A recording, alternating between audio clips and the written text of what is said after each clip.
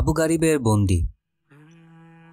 হঠাৎ করেই ও আমার সামনে এসে হাজির হলো, কিন্তু ওর লম্বা উন্নত শিরটা আজ ঝুঁকে আছে বাঁকানোর ধনুকের মতো। আমি আটকে উঠলাম। বোঝা যাচ্ছে কোনো ঝড়তাণ্ডব বয়ে গেছে ওর উপর দিয়ে। ওর বিধ্বস্ত চেহারা ও বেদনা মলিন চোখের দিকে আমি অবাক চোখে তাকিয়ে রইলাম। ও কিছু বলার আগেই একরাশ উদ্বেগ নিয়ে আমি জানতে চাইলাম, কেন কেন তুমি ওখানে গিয়েছিলে? কেন তুমি নিজেকে জড়ালে? নীরব ক্লান্ত দৃষ্টিতেও আমার দিকে তাকালো, বড় অস্থির করা দৃষ্টি, বড় বেদনা সঞ্জাত দৃষ্টি। কিন্তু মুখে ও কিছুই উচ্চারণ করল না, বরং বাসামুখও হাঁটা শুরু করলো। আমি কথা না বলে দ্রুত উঠে দাঁড়ালাম। এ অবস্থায় ওকে একা ছাড়া মোটেই নিরাপদ মনে হচ্ছে না। আমিও সঙ্গে বের হলাম। ও খুঁড়িয়ে খুঁড়িয়ে পথ চলছে। একরাশ অসহায় প্রশ্ন বুকে ধারণ করে আমি নীরবে ওকে কাছ ঘেঁষে অনুসরণ করে চলেছি। রাতের নির্জন প্রহর, চারদিকে শুনশান নীরবতা। ওর বুকের ভেতরে লুকানো সর্বগ্রাসী বেদনার এক অস্ফুট শব্দ ছাড়া আর কিছুই শোনা যাচ্ছিল না। ওর চোখে একটা কিছু ছিল যা অন্ধকারে আমি পড়তে পারছিলাম না, অথবা তীব্র ব্যথায় তা ছিল অস্বচ্ছ। খুব বেশি দিন নয়, মাত্র কয়েকটা মাসও নিখোঁজ ছিল, কিন্তু মনে হয়েছে যেন বছর বছর ও আমাদের মাঝে ছিল না। আমার কাছে তো মাঝে মধ্যে মনে হয়েছে কয়েক যুগের পর্দা যেন আমাদের মাঝে আড়াল হয়ে দাঁড়িয়েছিল। অনেক সময় এমন মনে হয়, হঠাৎ কারোর সাথে কিছুদিন দেখা না হলে পরে যখন তার মুখোমুখি হই মনে হয় মানুষটা কত বদলে গেছে, যেন অন্য কেউ। আমি বাড়ি পর্যন্ত ওকে পৌঁছে দিলাম। বাড়ির আঙিনায় প্রবেশ করতেই সবাই ছুটে এলো ওকে অনেকদিন পর ফিরে পেয়ে স্বাগত জানাতে। সবাই সালাম দিচ্ছিল উদ্বেগ ভরা কণ্ঠে, ব্যথাঝরা অভিব্যক্তিতে, কিন্তু ওর পক্ষ থেকে কোনো সাড়া পাওয়া যাচ্ছিল না। কেবল বিভ্রান্ত চোখে আশপাশে তাকাচ্ছিল, যেন ভিন্ন এক পরিবেশে, অপরিচিত এক জায়গায় অচেনা কিছু মানুষের ভিড়ে ওকে ঠেলে দেওয়া হয়েছে, অথবা বাইরের দুনিয়ার মানুষের সাথে সম্পর্ক রাখার দিন যেন ওর ফুরিয়ে গেছে। তাই অজানাই নিজের জগতেই ও আশ্রয় নিল, ব্যর্থতা ও বেদনার জ্বালা বুকে চেপে। সবার কাছ থেকে বিদায় নিয়ে বাসার পথ ধরলাম। বললাম, তোমরা দুশ্চিন্তা করো না, কাল আমি আবার আসছি। যদ্দূর মনে হচ্ছে ও আর আগের অবস্থা ফিরে পাবে না। আমরা এখন এমন এক মানুষকে ফেরত পেয়েছি যে নিজের পঞ্চ ইন্দ্রিয়কে সময়ের পূর্বেই বিদায় জানিয়েছে, জীবনের কোলাহল থেকে দ্রুত অবসর গ্রহণের জন্য। ওর স্ত্রী, আমার বোন, আমার পথ আগলে দাঁড়ালো, কান্না ভেজা কণ্ঠে বলল, ভাইজান, রাতটা থেকে যান। আপনি থাকলে ওর যদি একটু উপকার হয়, আপনার ঘনিষ্ঠ বন্ধুও। আমি চুপচাপ বোনের কথা শুনলাম, কিন্তু থাকার জন্য নিজেকে কোনোভাবেই তৈরি করতে পারলাম না। আমার কাছে মনে হলো আমি থাকলে সুবিধার চেয়ে অসুবিধাই বেশি হবে। ওর এখন দরকার একাকিত্ব, খাট, অন্ধকার, নীরবতা। আমি বাসার পথে ধরলাম। সারাটা পথ আমার মাথায় ভিড় করলো বিভিন্ন চিন্তা ও দুশ্চিন্তা এবং শঙ্কা ও আশঙ্কা। কি করে ও আমাদের এই ছোট্ট শহরে পৌঁছলো এই নাজুক অবস্থা নিয়ে? ব্যর্থতার পায়ে ভর করে, না নীল বেদনার কণ্টকাকীর্ণ পাখায় ভর করে? কি সেই কঠিন ঝড় যা ওর উপর দিয়ে বয়ে গেছে, রেখে গেছে নৃশংসতার এমন পোঁচ পোঁচ দগদগে দাগ? আগামীকালকে জানতে পারবো ওর উপর দিয়ে বয়ে যাওয়া সেই ঝড়ের তাণ্ডব কাহিনী। ও কি কিছুটা স্বাভাবিক হয়ে সব বলবে, না না বলা বেদনা তাপদাহে নীরবে দগ্ধ হতে হতে অভিমান করে এই সভ্য দুনিয়াকে বিদায় জানিয়ে চলে যাবে? কয়েক মাস আগেও তো আমার এই বন্ধু আত্মীয়টি আনন্দ উচ্ছলতায় মস্তিষ্কে মাতিয়ে রাখত। ওর ছাদফাটা হাসি আর কি ধ্বনিতে প্রতিধ্বনিত হবে? আনন্দ উচ্ছলতার একটা ব্যাগ যেন সবসময় সাথে করে ও বয়ে বেড়াতো। যখনই এবং যেখানেই ও আমাদের সঙ্গে বসতো তখন সেখানেই তা খুলে দিত এক দক্ষ সাপুড়ের মতো। সেই ব্যাগ ভরা আনন্দ উচ্ছলতার সৌরভে কেটে যেত নিমিষেই আমাদের দুঃখ বেদনার গ্লানি এবং ক্ষোভ অসন্তোষের স্তূপ স্তূপ হতাশা। কোনোদিন বেদনার ছাপ দেখিনি ওর মুখে। তাহলে কোন সে ঝড়ের কবলে কবলিত হয়ে ও এই সম্পদ হারালো? আমরা হারালাম মজলিস কাঁপানো এক বন্ধু, হাসি আনন্দের একটা জীবন্ত ব্যাগ। বাড়িতে এসে অন্ধকারকে আশ্রয় করে ঘুমানোর চেষ্টা করলাম। তন্দ্রা এসে আমাকে ঘুম পাড়ানোর চেষ্টা করলো, কিন্তু পারল না। বন্ধু চিন্তায় অস্থির আমার মনটাকে কাবু করতে। অনিদ্রায় দুশ্চিন্তায় রাতের শেষ প্রহরটাও কেটে যায় অবস্থা। একেবারে শেষ দিকে ঘুমের জগতে প্রবেশ করতেই ভয়ঙ্কর এক দুঃস্বপ্নের কবলে নিক্ষিপ্ত হলাম। দেখলাম একদল ক্ষুধার্ত নেকড়ে যেন ওকে তাড়া করে নিয়ে যাচ্ছে। একসময় ওকে ঘিরে ফেলে এবং ঝেঁপে পড়ে ওর শরীর থেকে নখাল আঁচড়ে মাংস ছিঁড়তে থাকে। দেখছিলাম একটি একটি করে অঙ্গ ওর দেহ থেকে খসে পড়ছিল, আর ও ঝুঁকে ঝুঁকে তা তুলে নিচ্ছিল এবং প্রতিস্থাপনের চেষ্টা করছিল। দেখতে দেখতেই ওর আকৃতি বিকৃত হয়ে গেল, এক বীভৎস প্রাণীতে রূপ নিল। কিন্তু তারপরও ও নেকড়েদের সাথে আপোষ করল না। তুলে তুলে সব অঙ্গই শরীরে প্রতিস্থাপন করল। ওর ক্ষতবিক্ষত বিকৃত দেহ থেকে রক্ত ঝরছে, ব্যথায় ব্যথায় শরীর কুঁকড়ে যাচ্ছে, তবু সে স্থির দাঁড়িয়ে আছে। হঠাৎ দেখলাম তার দেহ থেকে ফোয়ারা গতিতে রক্ত ছুটে বের হচ্ছে।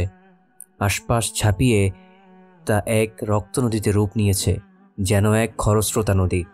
সামনে যা পাচ্ছে তাই ভাসিয়ে নিয়ে যাচ্ছে। এমনকি হিংস্রোন্মাদ নেকড়েগুলো রেহাই পেল না, আর ও স্থির দাঁড়িয়ে আছে প্রতিস্থাপন ও প্রতিষেধনের সাধনায়। এই ভয়ঙ্কর দুঃস্বপ্ন দেখে জেগে উঠে দেখি আমার ঘামে ঘামে বিছানাটা ছোপ ছোপ। সব মিলে 2 ঘন্টার বেশি ঘুমায়নি। এর মধ্যেই দেখলাম আধার চিরে সূর্যালোক বাহিনী ছড়িয়ে পড়েছে সবখানে। দ্রুত উঠে জামাটা পরলাম এবং ওর বাড়ির দিকে পা বাড়ালাম। ভুলে গেলাম চেহারায় লেগে থাকা রাতের অনাকাঙ্ক্ষিত অতিথি লালা চিহ্ন পরিষ্কার করতেও। যুগপথ ফিরে পাওয়া বন্ধুর চেহারায় পরিস্ফুট বাস্তব দুঃস্বপ্ন, আর একটু আগের ঘুমের দুঃস্বপ্নের কবলে পড়লে এসব মনে থাকবে কি করে? আমার বোন দরজা খুলে দিল নীরবে। ওর চোখ মুখ দেখে মনে হলো যেন কৃশতা ও মৌনতার সংক্রামকে ও আক্রান্ত হয়েছে। আমি জানতে চাইলাম, ওর অবস্থা কেমন এখন? ও হতাশ কণ্ঠে জবাব দিল, জানতে চাওয়ার মতো ওর কোনো অবস্থাই নেই। কিছুই খায়নি, কারো সঙ্গে কথা বলেনি, কারো অনুরোধে সাড়া দেয়নি। আমার মনে হয় পারলে ও নিঃশ্বাস ফেলায় বন্ধ করে দিত। দরজা আটকে সেই যে ঘুমিয়েছিল এখন ওঠেনি। হাবভাবে সবাইকে বলে দিয়েছে ওকে যেন কেউ না ডাকে, কেউ যেন কাছেও না ভিড়ে। আমি উদ্বিগ্ন চিত্তে ভিতরে প্রবেশ করলাম। দেখলাম গভীর ঘুমে আচ্ছন্ন। সারা মুখে ছড়িয়ে আছে অব্যক্ত বেদনা, আর মধ্যকপালে একটা কুচকানো ছাপ। কোনো ঘৃণ্য ও পঙ্কিল দৃশ্য দেখলে চেহারা যেমন কুচকে যায় ঠিক তেমন। দরজাটা ভিড়িয়ে আমি বের হয়ে এলাম। ঘুমাক, ঘুম ওর বড্ড প্রয়োজন। হয়তো ঘুমে ঘুমেই ওর ক্লান্তি ও বেদনার ছাপ কিছুটা হলে দূর হতে পারে। বেশ কিছুক্ষণ অপেক্ষার পর যখন মনে হলো যে এবার ওর ঘুম পূর্ণ হয়েছে, দরজায় মৃদু নক করলাম। কোনো সাড়া না পেয়ে নিঃশব্দে দরজাটা ঠেলে প্রবেশ করলাম। দেখলাম একমাত্র জানলাটাও বন্ধ, ভারী পর্দা টানা। আলো প্রবেশের সকল পথই বন্ধ। অন্ধকার কি ওর কাছে এখন প্রিয় হয়ে উঠেছে? কাছে গিয়ে দেখলাম বোনের কথাই সত্যি। শ্বাস নিঃশ্বাসের শব্দটুকু না থাকলে আমি ওকে মৃত ভাবতেই বাধ্য হতাম। মৃদু নাড়া দিলাম শরীরে, অনুচ্চ কণ্ঠে বললাম, এই জাগবে না? আর কত ঘুমাও, সকাল হয়ে গেছে। চোখ না খুলেই ও জবাব দিল, সকাল? কিসের সকাল? প্রলাপ বকছো তুমি? আমি বললাম, উঠো, কথা বলো। তোমার আনন্দঘন কথা শুনতেই আমি উন্মুখ হয়ে আছি। এবার ও চোখ খানিকটা ফাঁক করল, যেন ঘুম চলে যাওয়ার আশঙ্কায়। বলল, কথা বলে কি লাভ? দরজা খুলে বাইরে গিয়ে সকাল দেখো, এছাড়া আমার আর বলার কি আছে। বিস্মিত কণ্ঠে বললাম, উঠো, তোমার সন্তানরা অপেক্ষা করছে। ও নির্লিপ্ত কণ্ঠে বলল, অপেক্ষা? ওদের বলে দাও আমার জন্য অপেক্ষা না করতে, আমি ফিরে আসিনি। ওর কথায় আমি হতবাক, বিস্মিত, আন্দোলিত, ব্যথিত। তারপরও আমি ওর ইচ্ছাকে মূল্য দিলাম। দরজা বন্ধ করে বেরিয়ে এলাম। একটা হল ঘরে সবাইকে নিয়ে বসলাম। ঠিক হল ঘর নয়, দিনের বেলায় তা ব্যবহৃত হতো কখনো হল ঘর, কখনো মেহমানখানা, আর কখনো খাবার ঘর হিসেবে, আর রাতে তা বদলে যেত শয়নকক্ষে।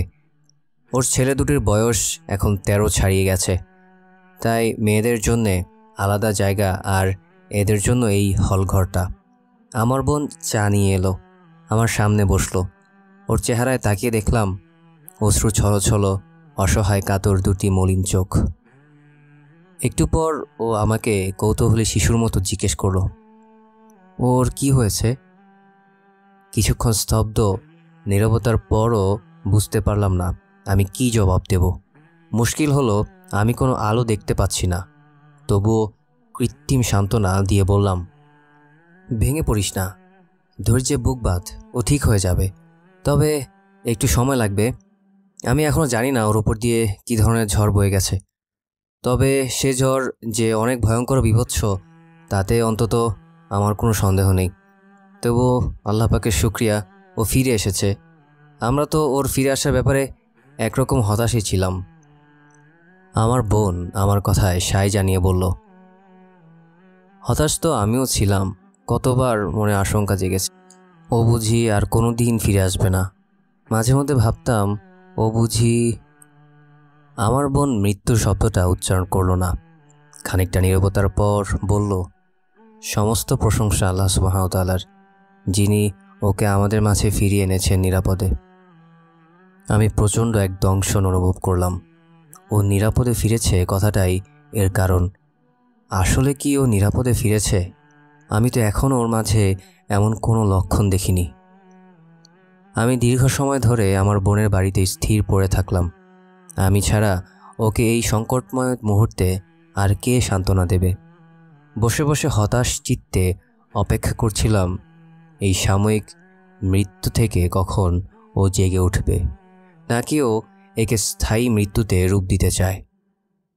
অপেক্ষার প্রহরগুলো যখন ধীরে ধীরে কঠিন থেকে কঠিনতর হয়ে উঠছিল, তখন দেখা গেল ও দরজা খুলে বেরিয়ে আসছে ধীরে পায়ে, অতি ধীর পায়ে, যেন মনের প্রচণ্ড অনিচ্ছায় ও আমাদের কাছে আসছে। আলোতে আমি ওর চেহারা সুরত দেখে আঁতকে উঠলাম। ফিরে আসার পর আলোর মুখে এই প্রথম ওকে দেখলাম। মৃতই বলা যায়। মৃদু পদসঞ্চালনের কারণে শুধু পা দুটোকে জীবন্ত মনে হচ্ছে। না, আসলেই ও মৃত। হৃদয়ে পোষা আনন্দ থলেটি হারানোর সাথে সাথে শরীরে সিংহভাগ ওজনও ও হারিয়ে বসেছে। বন্ধুবৎসল আড্ডা এবং কৌতুকপূর্ণ বৈঠকি গল্পের অতীত ছন্দময়তা কি আর ফিরে আসবে না? ওর চোখের দিকে তাকিয়ে মনে হলো নিষ্প্রভ, তুতিহীন। আমাদের প্রতি ওর কোনো ভ্রুক্ষেপ নেই, আশেপাশে কোনো কিছুর প্রতিও ওর কোনো আগ্রহ নেই। এই যে অনেকদিন পরও এখানে এ বাড়িতে ছিল না, সেজন্য এই বাড়ির কোনো জিনিসের প্রতিও ওর কোনো আলাদা দৃষ্টি পরিলক্ষিত হলো না। এমনকি একান্ত আপন স্ত্রী পুত্রের প্রতিও ক্ষণিকের জন্যে দৃষ্টি নিবদ্ধ হলো না। ও একটা চেয়ারে এসে বসল, মুখে ভাষা নেই, চোখে শুধু রাশি রাশি হতাশা। আমার বোনের চোখ দুটিতে আশার একটা ক্ষীণ আলো ঝলমল করে উঠল। স্বামীর পছন্দের মধ্যাহ্ন ভোজের আয়োজনে উঠে দাঁড়ালো। মধ্যাহ্ন ভোজ না বলে নৈশভোজ বলাই ভালো। সূর্য বেশ আগেই অস্ত গিয়েছে, কিন্তু আয়োজন বৃথা। আমাদের কারো অনুরোধই ও রাখল না। খাবার গ্রহণ থেকে সম্পূর্ণ বিরত থাকল। খাবারের প্রতি ওর কোনো গুরুত্ব আছে বলে মনে হলো না। কি হয়েছে আসলে? ও কি অস্থির, ক্লান্ত, পরাজিত? ও কি জীবনটাকে নষ্ট করে দিতে চায়? ও কি ক্ষুব্ধ, বীতশ্রদ্ধ? কিন্তু কেন, কিসের উপর? ও যাই হোক, হলফ করেই বলা যায় ও এখন ক্ষুধার্ত নয়। অন্তত খাবারের প্রতি ওর কোনো ক্ষুধা নেই। সব জিনিসের প্রতি ওর চরম অস্বাভাবিক অনীহাকে তবুও আমি সম্মান জানালাম। বোনটাকে ইশারা করলাম খাবার সরিয়ে ফেলতে, আমাদেরকে একা বসতে দিতে। আমি একান্তে ওর সাথে একটু কথা বলতে চাই। একেবারে ছোটবেলা থেকে গড়ে ওঠা আমাদের সুদৃঢ় ও ঘনিষ্ঠ বন্ধুত্বটা সম্ভবত ওর অব্যক্ত দুঃখ বেদনায় শীতল সমীকরণ প্রবাহিত করবে এবং ওর কাছ থেকে কোনো কঠিন বোঝা নামিয়ে দিতে অনন্ত সমাহিত মনোচালাকে কিছুটা তাপহীন করবে। তখন হয়তো ওর মর্মবেদনার কপাটগুলো একে একে খুলে যাবে, রহস্যও উন্মোচিত হবে। বন্ধুত্বের এই দাবি নিয়ে আমি বললাম, বন্ধু, আমি তো সবসময় ছিলাম তোমার রহস্যের কূপ, ছিলাম তোমার পাশে আনন্দ বেদনায়। যে কোনো দুঃসাহসিক অভিযানে আমি ছিলাম তোমার সহযাত্রী, ছিলাম তোমার প্রাণ মাতানো কৌতুক আসরের সার্বক্ষণিক সঙ্গী। তোমার জীবনে পরিবর্তনের হাওয়া লাগলে আমার পালেও ধাক্কা দিয়েছে সে হাওয়া।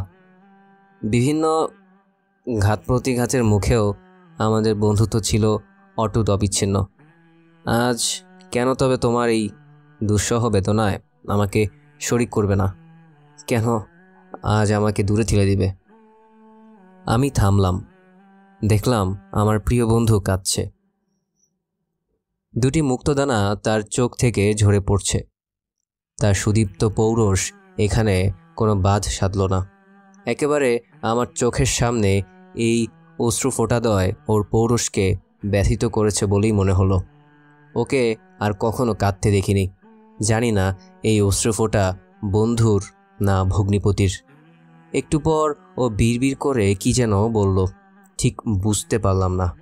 তবে কয়েকটি বিচ্ছিন্ন বিচ্ছিন্ন শব্দ এমন ছিল যা পুরো বিষয়টি বুঝতেই আমাকে সহযোগিতা করলো।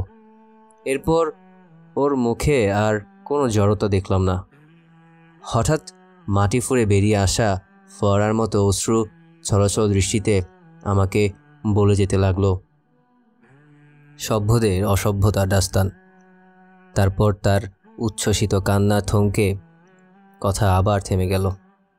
না, এমন কান্না আমি কোনো পুরুষকে কাঁদতে দেখিনি। ওর কথাগুলো আমার কাছে ভেঙে ভেঙে এবং থেমে থেমে আসলেও আমি সব সব বুঝতে পারছিলাম। এমনকি ও যা বলেনি তাও বুঝতে পারলাম। আমি ওর আবেগ অনুভূতির সাথে একাকার হয়ে মিশে গেলাম। যা যা ঘটেছিল তা যেন এখানে বসে আমিও দেখতে পাচ্ছিলাম।